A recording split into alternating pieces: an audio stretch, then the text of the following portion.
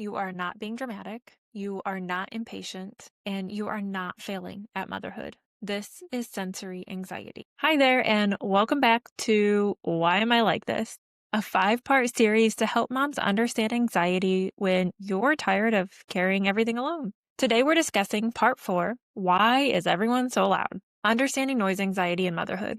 So let's talk about noise. Not annoyance, not even distraction, but that feeling when, the noise in your house hits your body like a personal attack. The TV is on, someone is talking, someone else is singing, toys are banging together, a question is being asked while another one hasn't even finished yet.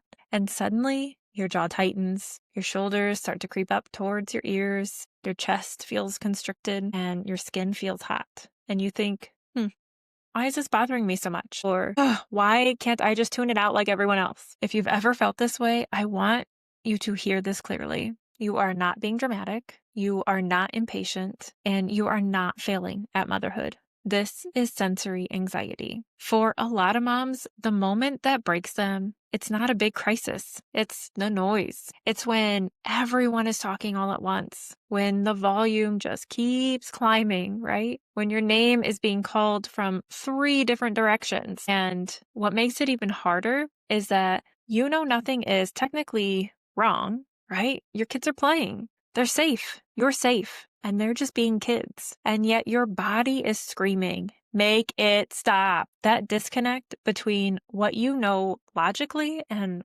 what your body feels is where so much shame creeps in. And I know because I've been there. So here's what's actually happening when your nervous system is already close to capacity, right? So we talked about in the last episode, your brain becomes even more sensitive to that sensory input, especially sound. Noise doesn't just enter your ears. It travels straight to the amygdala, the part of your brain that is responsible for detecting threat. And when that system is already tired or overstimulated, sound can register as danger. Okay, not real danger, but nervous system danger. And that's why noise can activate the fight or flight response in your body. That's why your heart races, your muscles tense, your patience just completely disappears. Your body isn't reacting to your kids, it's reacting to overload. This is especially common in moms who have been on all day, carry the mental load, throughout the whole family and business, and the ones who grew up in chaotic or even emotionally unpredictable homes, or the ones who learn early on to suppress their own needs. Your nervous system learned to stay on alert. So when the sound piles up, it just doesn't feel neutral. It feels like too much. And this is important. Wanting quiet doesn't mean you don't love your kid. It means your nervous system is asking for support. So, what do you do when the noise just feels unbearable? Well, you don't power through it, and you don't shame yourself for needing space. You create a buffer. So let's call this body buffering. And, it's a way to protect your nervous system without needing the noise to stop completely on the outside. So let's walk through it together. First, I want you to drop your shoulders. Just let them fall away from your ears, okay? Now I want you to press your feet gently into the floor.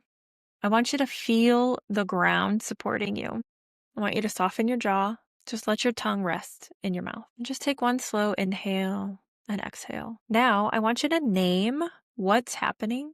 You can do this silently in your mind or out loud, whatever feels right. This is noise, not danger. My body is feeling overstimulated, but I'm safe. Now you can imagine a small bubble of space around your body and give it a color if that feels right.